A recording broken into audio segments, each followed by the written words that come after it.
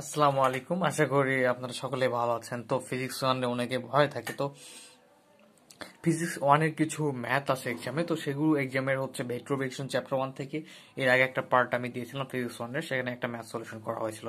তো তার ধারাবাহিকতা আরেকটা প্রবলেম সলভ করা হবে। প্রবলেমটা হচ্ছে যে এ ভেক্টরের একটি ধ্রুবক ভেক্টর যদি হয়, তাহলে প্রমাণ করতে হবে del dot R vector dot A vector equal হচ্ছে এ ভেক্টর। ঠিক আছে? তো এই ব্যাপারটা খুবই ইজি, খুব সহজে প্রমাণ করা যায়। তো আপনারা একটু খেয়াল করুন আমরা কিভাবে প্রমাণ করতে পারি এটাকে। তো এখানে সলিউশন করার ক্ষেত্রে প্রথমত আমাদের যে ব্যাপারটা লক্ষ্য করতে হবে, যে ধরে নিতে হবে যে ধরি এ একটা ভেক্টর। তো এই ভেক্টরটাকে আমরা কিভাবে প্রকাশ করতে পারি? অবশ্যই ভেক্টরের সঙ্গে ভেক্টর উপাদান থাকে, কিন্তু আমাদের এই ভেক্টর তো এখানে যায় না। এই ভেক্টরের উপাদান কোনগুলো? তো আমরা ধরে নেব যে A1 একটা অবস্থান ভেক্টর থাকে, অবশ্যই একটা ভেক্টর ধরে নিতে হলে A2 যে প্লাস A3 কি, ঠিক আছে? তো এখন আবার আমরা জানি যে আর ভেক্টর মানে অবস্থান ভেক্টর বোঝায়। তো অবস্থান ভেক্টর ইকুয়াল লেখা যায়, এবং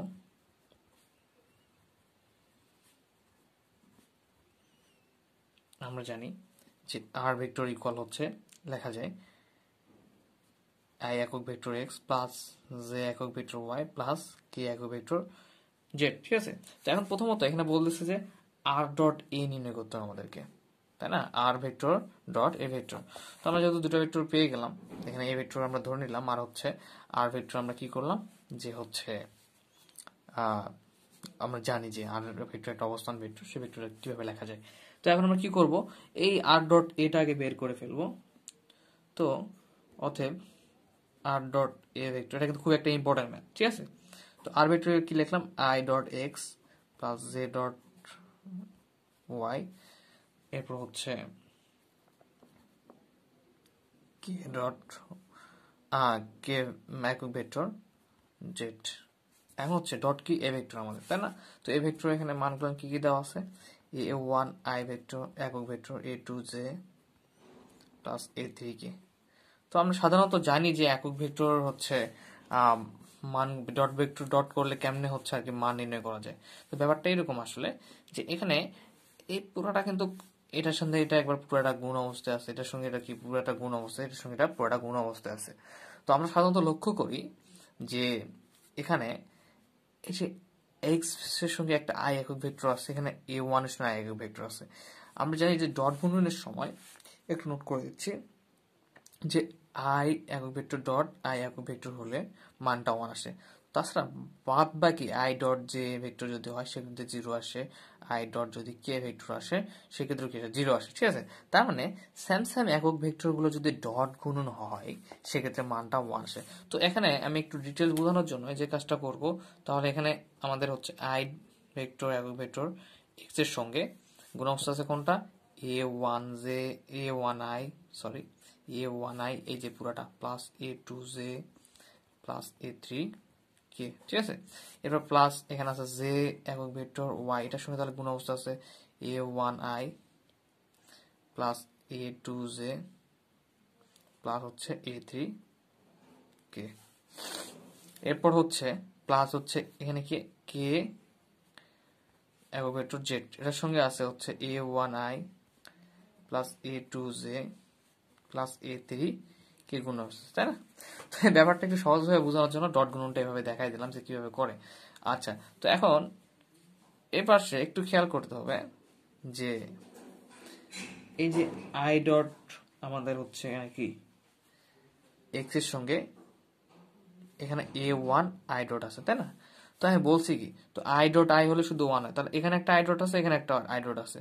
তাহলে আমরা শুধু যদি এই দুটা গুণ করি, এই দুটো আবার এখানে কি আসছে, গুণ আসছে, তাহলে আই ডট 1 হয়ে গিয়ে শুধু কি থাকবে আমাদের A1x। ঠিক আছে? কিন্তু বাদ বাকিটা দেখো, এখানে এক্স আই ভেক্টর এক্স একক ভেক্টর আই এর সঙ্গে এখানে একক ভেক্টর জে আছে গুণ অবস্থায়। এটার সঙ্গে যদি আবার এটা গুণ করি আমরা, কারণ পুরোটার সঙ্গে কি অবস্থা আছে, একক ভেক্টর আই এক্স এর সঙ্গে পুরোটা গুণ অবস্থা আছে। তো প্রথমটার সঙ্গে গুণ করলে পাই আমরা A1x, কারণ এখানে একটা আই একক ভেক্টর আছে, এখানে একটা আই একক ভেক্টর, দুইটা ডট করলে কি আসে 1, আর এখানে শুধু 1 আসে, তাহলে A1 এক্স এর শুধু থাকে। তো এখানে জে আছে, এখানে আই আছে, এই দুটো আবার গুণ করলে কি হবে, আই জে তো ডট গুণ আমরা 0 জানি, তার মানে পুরোটা কি আসবে 0। এরপর আই একক ভেক্টর এক্স, এখানে আছে হচ্ছে প্লাস a3 কে একক ভেক্টর, তো এই দুটো আবার গুণ অবস্থা আছে। তো গুণ করে পড়ার পর a3x আই ডট কে আসবে। তো আই ডট কে আসলে তো কি আমি ডট গুণ বলছি যে শুধু স্যাম ব্যতীত বা মানে ব্যতীত অন্য যদি কোনো ডট গুণন থাকে একক ভেক্টরের সঙ্গে, সেটা কি হয় 0 হয়ে যায়। তাহলে এই মানটাও কি আসবে 0 আসবে। তো আমরা অনেকটা হাই লেভেল উঠেছি, সো একদম ডিটেলস বোঝাচ্ছি না, একটু কম ডিটেলস বোঝাচ্ছি।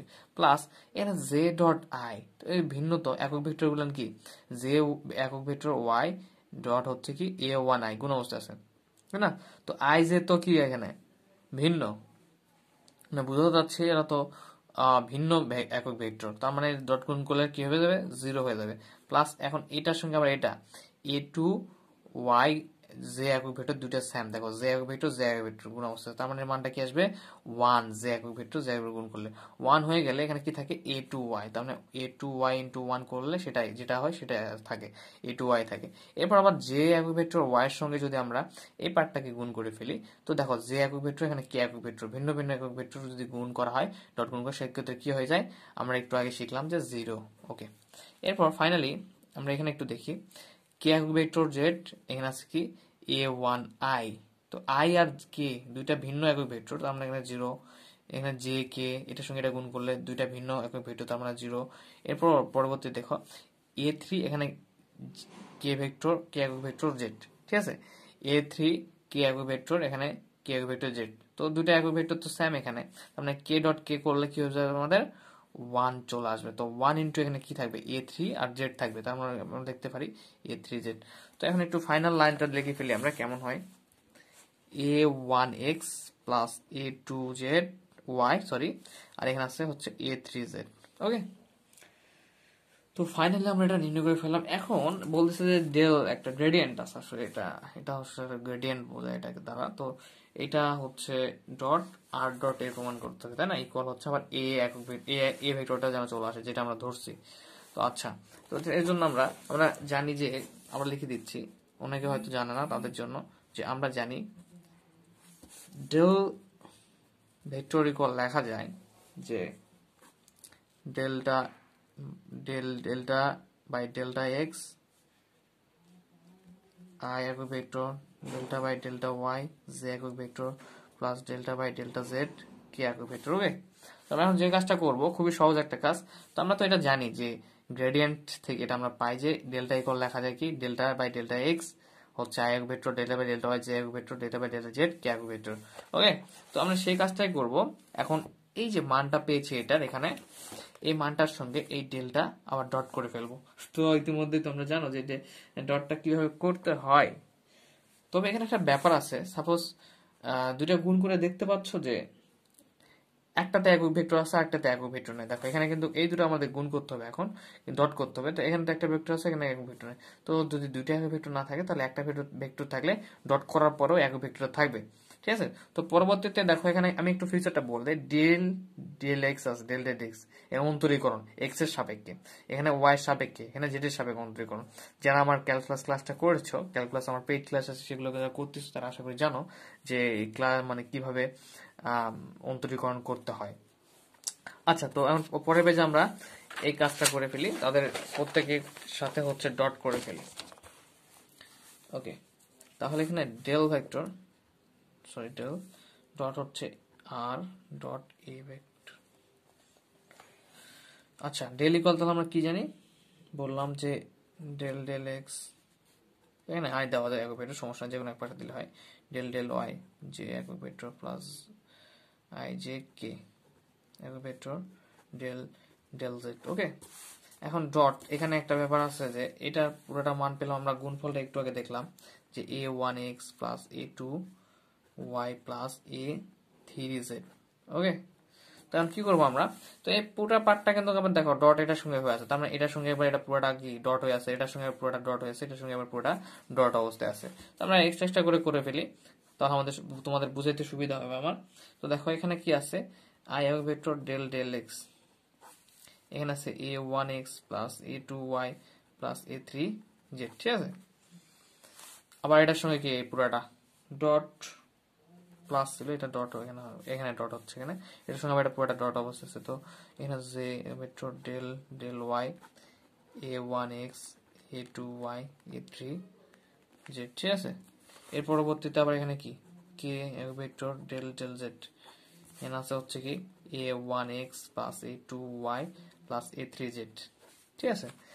তো কথা হচ্ছে ফিজিক্স 1 আমাদের পেইড কোর্স শুরু হবে, ইতিমধ্যে শুরু হয়েছে। তো আপনারা কেউ করতে চাইলে আমার সঙ্গে যোগাযোগ করতে পারেন ডিসক্রিপশন বক্স থাকা নাম্বার কিংবা হচ্ছে আমার ফেসবুক আইডি লিঙ্ক থেকে মেসেজ দিয়ে।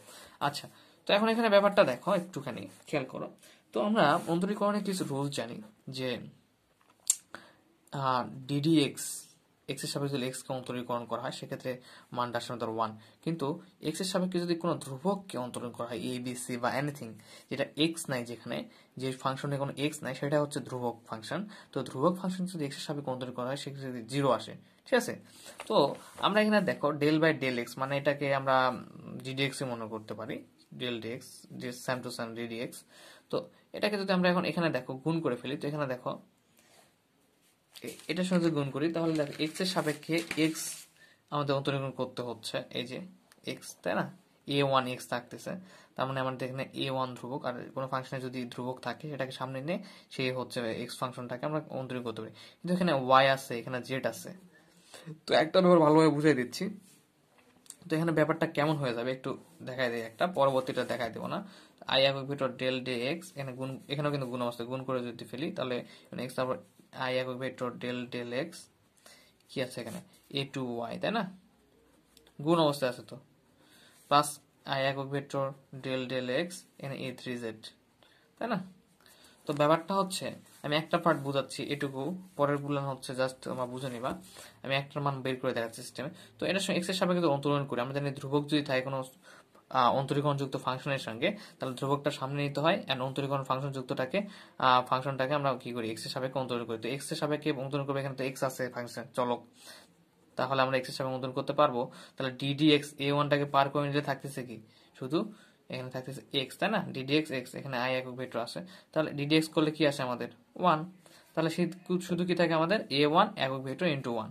তো বাকিগুলো তো এখানে এক্স তো নাই, এক্স এর সাপেক্ষে অন্তরণ করবে, এক্স তো নাই, তার মানে পুরোটা ধ্রুবক, তার মানে কি 0, ঠিক আছে। এখানে তো এক্স এর সাপেক্ষে করবো কিন্তু এক্স তো নাই, a3z আছে, তার মানে এটাও কি 0 হয়ে গেল। তাহলে এর মানটা পাচ্ছি কি আমরা a1 একক ভেক্টর, তাই না, ইন্টু তো 1 আছে এখানে। আচ্ছা, তো আমি এখানে সেরে গিয়েছিলাম, সেরে গিয়ে আমি তোমাদের বুঝালাম একটা বার। তাহলে বাকিটা কিরকম হবে, যেখানে এক্স আছে সেটার সঙ্গে যদি অন্তরীকরণ করি, গুণ করলে তো অন্তরীকরণ হবে ওয়াই এর সাপেক্ষে, এখানে দেখো, তাহলে কিন্তু অটোমেটিকলি কি আমাদের হচ্ছে 0ই চলে আসবে। এরপর হচ্ছে এখানে আবার দেখো যে হচ্ছে ওয়াই এর সাপেক্ষে যদি অন্তরীকরণ করি যে একক ভেক্টর আছে, তাহলে কিন্তু আমাদের কি হবে, এখানে ওয়াই এর সাপেক্ষে কিন্তু ওয়াই, দেখো এখানে যে গুণ করি, গুণ করার পর ওয়াই এর সাপেক্ষে ওয়াই, তার মানে এই মানটা কিন্তু ওয়াই এর সাপেক্ষে ওয়াই করার ফলে এই 1 চলে আসবে, শুধু a2 যে একক ভেক্টর থাকবে। তো আমি এতক্ষণ তো এটা বোঝানোর চেষ্টা করতেছিলাম যে এর পরবর্তীতে ব্যাপারগুলো কিরকম হতে পারে। তাহলে এটার জন্য আসবে 0, এরপর এটার জন্য আসবে, তোমরা যদি এটার সঙ্গে গুণ করে অন্তরীকরণ করো তাহলে আসবে a2 যে একক ভেক্টর, কারণ ওয়াই সাপেক্ষে করলে ইনটু 1 চলে আসে অন্তরীকরণ করলে। আশা করি অন্তরীকরণ যারা ভালোভাবে জানো তারা বুঝতে পারতেছো, আর অবশ্যই জানা উচিত কারণ এটা অন্তরীকরণের ক্লাস না, সো একটু কম ডিটেলস বোঝানো হচ্ছে। তো এখানে del by del Y a3z গুণ অবস্থায় আছে। তো জেড ওয়াই সাপেক্ষে জেড কে তো করা যায় না, বা a3z কে করা যায় না, তাহলে ধ্রুবক, তার মানে এটা 0। এর পরবর্তীতে এখানেও স্যাম, এই লাইনটা আমি বুঝাইছিলাম যেহেতু পার্টটা একটু ক্লোজ করে দিচ্ছি। তো এখানেও তো স্যাম, এক্স এর সাপেক্ষে তো জেড এর সাপেক্ষে তো এক্স কে করা যায় না, এটা যদি গুণ হয়ে যায় তার মানে এটা 0। এখানে ওয়াই জেড এর সাপেক্ষে তো ওয়াই কে অন্তরীণ করা যায় না, যেহেতু ওয়াই a2y আছে 0। এখানে যেহেতু জেড এর সাপেক্ষে জেড করা যায়, তার মানে এখানে আসছে জেড এর সাপেক্ষে জেড কে করলে 1 হয়, আর a3 তাহলে কে একক ভেক্টর থাকবে আমাদের, প্লাস a3 কে একক ভেক্টর ইনটু 1, ঠিক আছে। তো আশা করি এখন তোমরা বুঝতে পারছো। তাহলে আমরা ফাইনাল লাইনটা একটু লিখে ফেলি। এখানে থাকে হচ্ছে আমাদের আই একক ভেক্টর ইনটু বা a1 একক ভেক্টর আই, এরপর থাকে এখানে এই যে এখানে দেখো আমি এই লাইনটা মনে করো যে লাইনের সঙ্গে যুক্ত, ঠিক আছে, এখান থেকে। আচ্ছা, তাহলে এখানে থাকতেছে হচ্ছে প্লাস a2 যে একক ভেক্টর, প্লাস এখানে থাকতেছে তাহলে কি a3 কি একক ভেক্টর। তো ফাইনালি তাহলে এটা আমাদের কোনটা অপর পেজে পেয়েছিলাম, এটা ইকুয়াল কি ধরেছিলাম আমরা এ ভেক্টর, ঠিক আছে, ধ্রুবক ভেক্টর যেটা।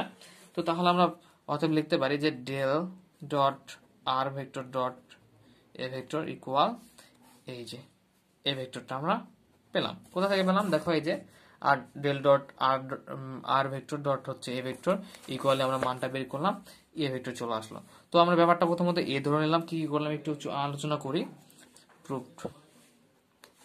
তো একটু আমরা আলোচনা করি ব্যাপারটা কি কি ঘটলো। প্রথমত আমরা এ ভেক্টর ধরে নিলাম, এরপর আমরা হচ্ছে কি করলাম যে আমরা হচ্ছে আর অবস্থান ভেক্টর ধরে মানে জানি যেটা সেটা লিখে দিলাম, আর ডট এই করে নিলাম।